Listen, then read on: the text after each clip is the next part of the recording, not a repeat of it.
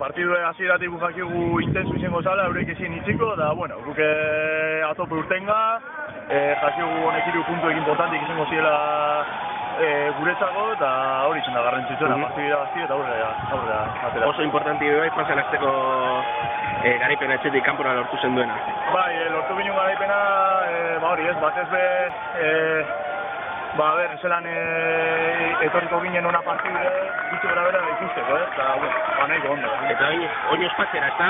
Bai, a tope, oin, lo que hay, irabazin dugu partidue, oinatzen dugun esfortu guztize, hau lortzeko, eta oso, posi. Faltana, lehenengo ekipu egotie, urretakoa?